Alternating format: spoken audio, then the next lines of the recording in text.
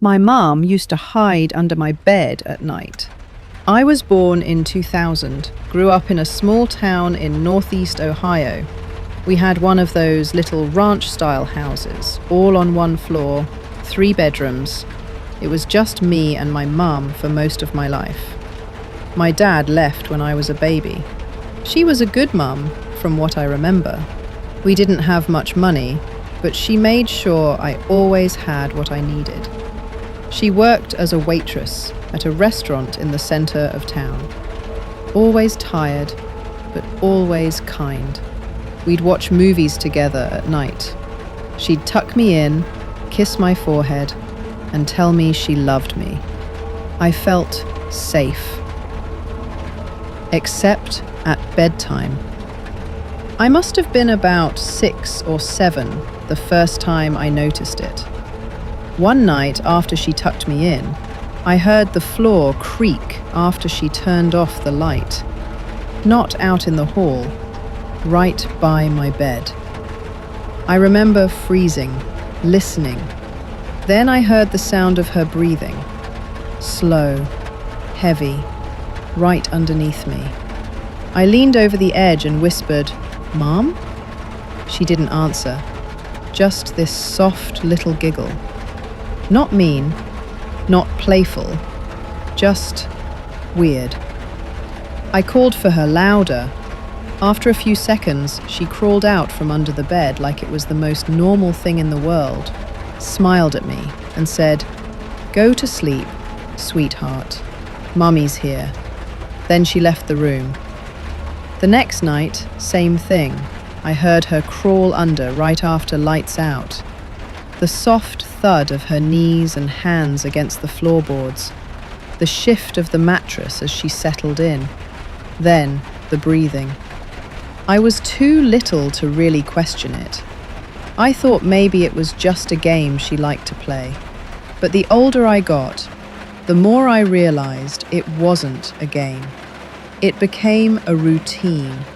She'd tuck me in like normal, turn off the light, and then she'd get under the bed. Every single night. And then she started doing little things. She would tap on the wood under my mattress in these odd rhythms. 3 taps, then 2, then 4. Sometimes it sounded almost like a song, other times like random patterns. If I moved or sat up, she'd stop until I lay back down. A couple times, I caught her peeking out from the foot of the bed. I'd feel eyes on me and look down, and there she was. Her face just visible in the dark, one eye glinting in the faint light from the hall. No expression, just watching. I stopped sleeping well. I'd lie stiff under the covers, too afraid to move or call for her. If I tried to leave the bed, she'd grab my ankle. Not hard, just enough to stop me. Then she'd giggle again. During the day, she was totally normal. Made my lunch, helped with homework, joked with me, hugged me. I remember trying to work up the courage to ask her about it once when I was around 10. I said something dumb like, "Mum, why do you sleep under my bed?" She just blinked at me and smiled. "Oh, buddy, I don't do that. You must be having silly dreams." But that night, she was there again, and the tapping was louder. By the time I was 9 or 10, I stopped looking under the bed. I started sleeping on the couch when I could get away with it. Eventually, when I turned 11, she told me I was old enough to have a lock on my door. She never came back into my room. I don't know why she did it. I don't know what changed. She passed away when I was 23. Cancer. In her last weeks, she was confused a lot of the time, drifting in and out. But one night, when I was sitting by her bed, she grabbed my wrist and said very clearly, "I kept you safe, you know. You were never alone at night." I still don't understand what she meant while running one day. In the early 1980s, well before I was born, my mother was teaching in Jackson, Mississippi. It was a very hectic job, but she was glad to get back home every day a little after 3. The first thing she would do would be to change into her running gear and go for a run. She was never a fast runner. Normally she would do about a 10-minute mile, but she continued running because fitness is good. She started out on the run one day, but there was a problem with the door to the apartment she and my dad lived in. The apartment was on the 2nd story. As she closed the door, the lock to the apartment gave her trouble in closing and locking the door. Every time she would leave or come, it would usually take her 5 or 10 minutes to get the door locked. She and my dad often talked about getting the lock fixed on the door, but so far they had not done so. Finally, the apartment was locked, and off she went for her daily run. My mum was getting toward the middle of the run when suddenly a jogger came up beside her. He was tall and thin, had curly grey hair and blue eyes. He started off talking, asking questions like, "Where do you live? Do you jog every day?" etc. After a few minutes, my mum began to get uncomfortable with the personal tone he was using while asking questions. She stopped answering them. Finally, she saw a street, and she knew that if she cut over on that street, she could run back home.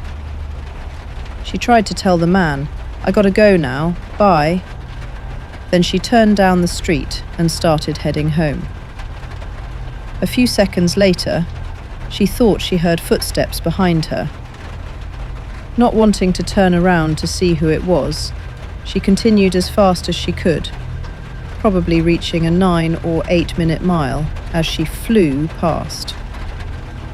Finally, she saw the door to their apartment building. She ran up the stairs, saying to herself, "Jesus, Jesus, Jesus, help me." She got to the door, holding on to the keys. She slipped them into the lock as quickly as she could and turned them, and the door opened right away. She ran inside, locking the door, and pressed herself against the far wall of the apartment, completely out of breath. Seconds later, she heard a stiff but friendly knock on the door. "Who is it?" my mom said, her voice cracking. The grey-haired man she met on the run said, "You know who I am, and you know what I want." Now she was completely and totally afraid, and she yelled back, "You had better get out of here, or I will call the police." She did not move. A minute or two later, she heard footsteps going down the stairs. She waited until they might be on the lawn. Then she rushed out of the apartment, ran down the stairs, then ran across the street. My dad didn't come home until maybe an hour or so later, but he soon got to hear about it. Sure enough, every other time the lock would still stick and take 5 or 10 minutes to fix. My mum was thankful for how God got the lock to work immediately that one time. I really believe some kids have imaginary friends. I know I didn't. Personally, I never had one as a kid, and if I'm being honest, I never knew anyone that did. My son, Christian, is 7, and since he was a toddler, he has always had a big imagination. From your typical Nerf battles to booking an entire pay-per-view for his wrestling action figures, Chris always found a way to keep himself entertained. He really is such a good kid. He always means well. Although Chris is a sweetheart, let's just say he is a little socially awkward. He struggled making friends. Even in preschool, he generally kept to himself. So you can imagine my excitement the one day he came home from school and said he made a new friend. I was so proud of him. This was a big step for the little guy. Even though he was only 7, I thought it was great that he finally was getting along with another kid. Ever since we moved, Chris had been struggling even more than normal. Maybe it was the new environment that he wasn't used to. Or maybe it was the whole not fitting in thing, hearing crying and sniffling in the middle of the night, became the normal for a few weeks. It truly broke my heart. But hearing about this friend Chris made, maybe it would help him to get better. He really did deserve to be happy. We had downsized and moved to a smaller town because I lost my job. My wife Alyssa was now the sole breadwinner. While that was not ideal, the best I could do now was to be a good father and husband while I looked for a new job. The day Chris came home to tell me about his new friend, I was browsing the internet, searching for a new job. It had been another unsuccessful search. Chris busted through the front door out of breath. "Daddy, I did it! I made a friend! His name is Richie. He is the coolest. He has this super awesome yo-yo that he showed me. Dad, I need it for Christmas." I laughed and said, "All right, buddy, slow it down. It's only September. But tell me more about this new friend you made. Dad, he is so funny. Everyone at school loves him, and I know you will too." "Well, dude, he is going to have to come by one day so we can all eat pizza and watch some wrestling. Oh my gosh, that will be so awesome." Chris excitedly ran to his room, and I yelled down the hall, "Get started on your homework and let me know if you need any help." I haven't been this happy in weeks. As a dad and husband, you just want your family to be happy. After seeing the look on my son's face, I couldn't help but to smile from ear to ear. When my wife came home, I couldn't wait to tell her the news. I know it may not sound like the biggest deal to you, but that little boy is our world, and seeing him down in the dumps really crushed us. Alyssa was just as excited as I was that Chris seemed like he had finally settled in. She went to his room to hear the news straight from him. I was sitting there eavesdropping. I made my way towards Chris's room, and once I got through the door, my wife was pointing at Chris. With a smile on her face, she said, "Honey, who is this big boy? And what's he done with our little baby?" Chris chuckled and said, "It's still me, Ma. I just want to look cool like Richie." Chris was digging through his closet trying to find his favorite Ninja Turtle sweatshirt. That night, before bed, my wife and I shared a look. We were happy. The first time we've been happy since we had to move. We shared a kiss and went to bed. For the next week or so, Chris would come home as happy as can be. He would tell me about what he was learning in school and how Richie was just the bestest friend. He would tell me about all the new toys Richie had and how he would let Chris play with them. I told Chris if they ever planned on hanging out outside of school, I would need to meet his parents. Chris said he knows that, but not to worry because Richie told him his parents said they weren't allowed to hang outside of school. I thought that was strange, but just chalked it up to Richie's parents being strict.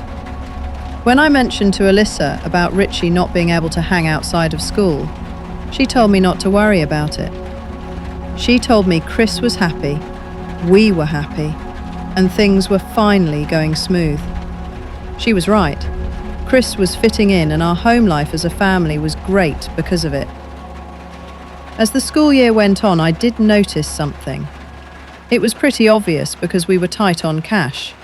You know, due to the whole jobless thing. Chris would come home from school and almost weekly would have some sort of new toy he was playing with. A Hot Wheels car, Hess truck, aeroplane, wrestler, basketball, all things we didn't buy him. Whenever I asked him about it, he would always tell me the same thing. "Richie let me borrow it." While I didn't think it was necessarily strange for kids to share toys, I did think it was strange that it was almost every week. Where is Richie getting these toys?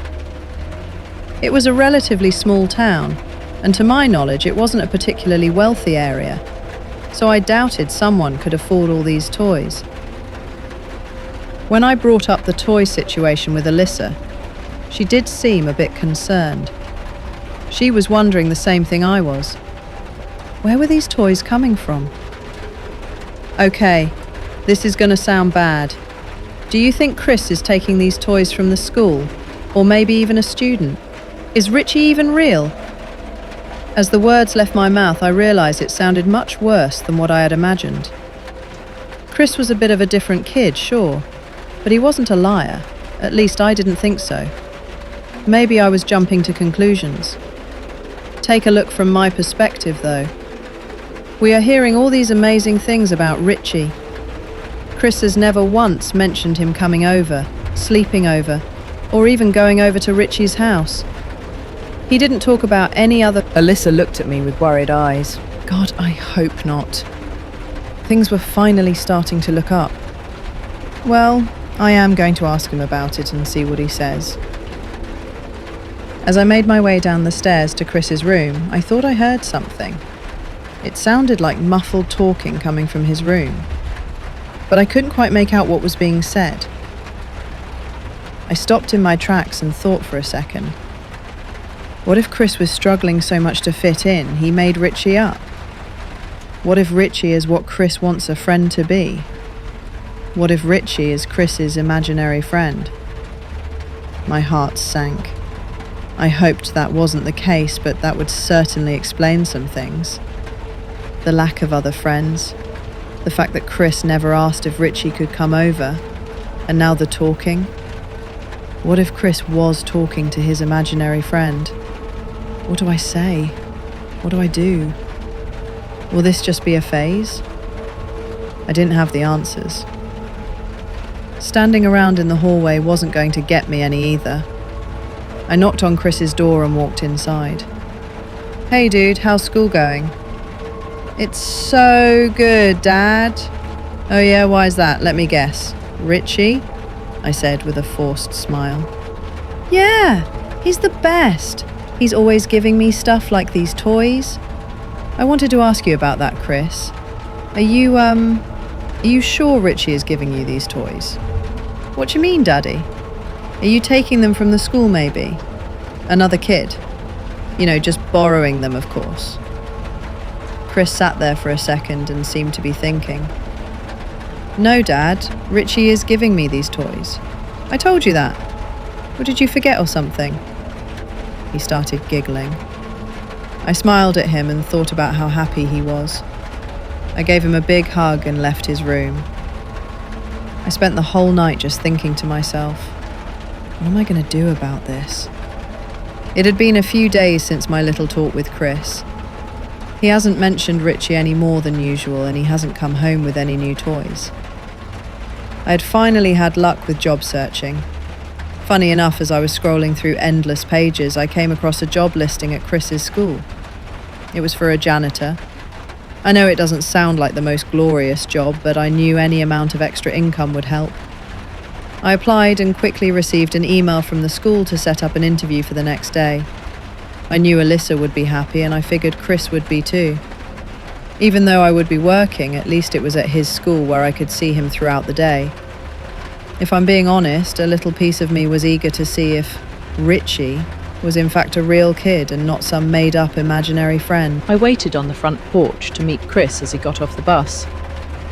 We lived close to the school, but just far enough away that he still required a bus. As Chris got off the bus, I can see he had his head down. I met him in the street and asked what was wrong. When he looked at me, I could tell he had been crying. He hadn't cried in weeks. It had me worried. Chris, what happened? Are you okay? No. Tell me what's wrong, kiddo. It's Richie, Dad. He's leaving.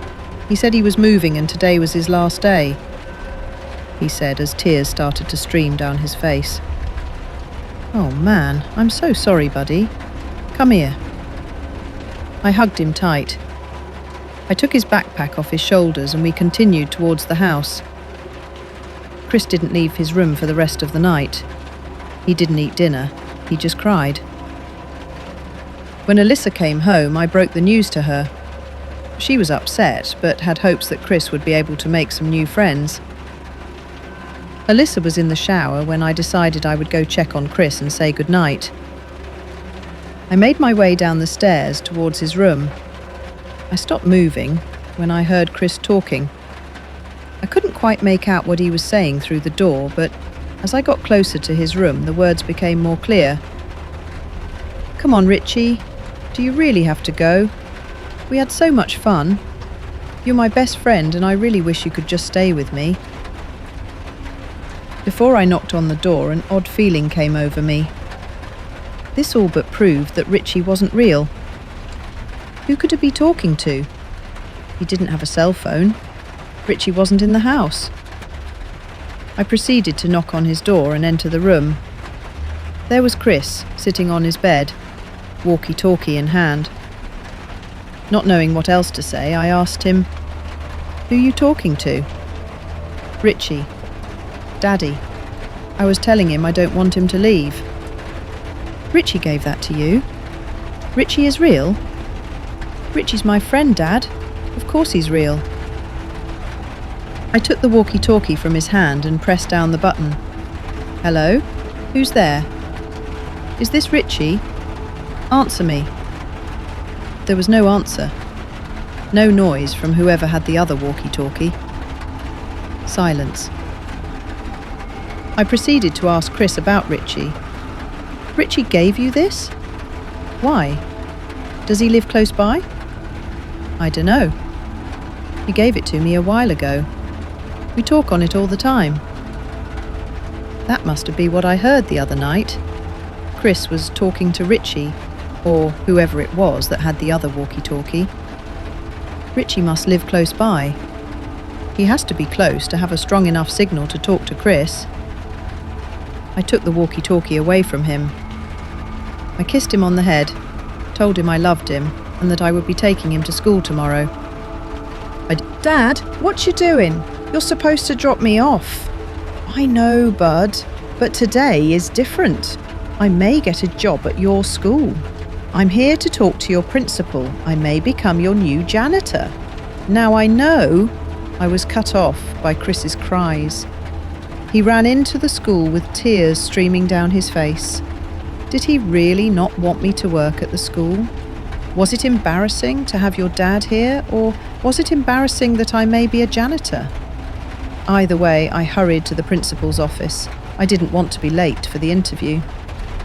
I walked into the office right on time and spoke to the secretary.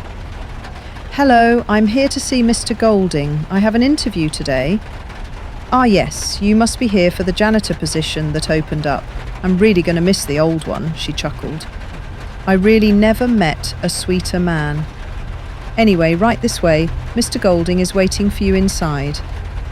I walked into the office with my head held high. I needed this job, so I was there to impress. Mr. Golding was seated behind the desk, but stood up as I walked into. He reached out a hand and I graciously accepted. "Hello, Mr. Golding. It's a pleasure to meet you. Thank you for giving me the opportunity to interview for this position." "Of course, Mr. Williams. Thank you for coming for the interview so quickly. We need to fill the position ASAP. As you can guess, a school can get quite messy. I could only imagine. My son Chris is a second grader here, and he is always making some sort of mess. If I'm being honest, Mr. Williams, after looking over your resume, you are definitely more than qualified to work here. You seem like a man with a good head on his shoulders. You were punctual, and if I'm being honest, because Richard left us so suddenly, we are a bit desperate to fill his position. So if you would like it, the job is yours." A giant smile spread across my face. The tension instantly released from my shoulders. I finally got another job. I was beyond happy. I quickly accepted the job without hesitation. "Thank you so much, Mr. Golding. I promise you won't regret this. You don't understand how badly I needed this job. Mr. Williams, welcome aboard. I have the master keys here in this drawer. Let me just grab them." Mr. Golding reached into his bottom drawer and pulled out a large set of keys. Every key is labelled. The janitor's equipment is in a supply container in the back of the school. Thank you for taking the job on short notice. I couldn't believe how fast of a process that was. I figured there was going to be at least one more interview. The fact that I could start right away was all the more reason to be excited. I looked at the keys in my hand while walking down the hallway and decided I wanted to check out how the previous janitor kept the equipment. As I approached the supply container, I froze in place. In my excitement of getting the job, I completely brushed past the fact the janitor's name was Richard. This couldn't be the Richie that Chris was talking about, could it? No, that didn't make any sense. It had to be a coincidence. Richard is a common name, plus this was a school. No way none of the teachers or students didn't notice anything out of the ordinary. As I inserted the key into the lock, my hands were shaking. I didn't do a very good job of convincing myself that a grown man did not befriend my son. I twisted the key and removed the lock. What I found inside activated a concoction of feelings in me I had never felt at the same time. Rage, anguish, hate, nervousness, sadness, all in one. The walls were lined with children's movie posters, action figures spread about the small coffee table inside, Nerf guns laid on a dusty old couch. That's when I saw it. A fucking walkie-talkie. The same walkie-talkie that Chris had the night before. Whoever this sick bastard was talking to my fucking 7-year-old son. Tears started coming down my face like someone had turned on a faucet. I didn't know what to do. I was frozen in time. I started ripping the place apart. I don't know if it was out of anger or if I was looking for something specific. I did not care, I was just moving. Toys, snacks, candy. What the fuck? The last drawer I opened, I truly wish I hadn't. I was staring down at pictures. Pictures of my son. My son and this sick fuck Richie. Taking selfies together like it was some sort of fucked up prom picture. I had to leave. I ran to Chris's class, picked him up and headed straight toward the exit. While holding my crying son, I began to break down. Chris whispered in my ear, "You'll never be as cool as Richie."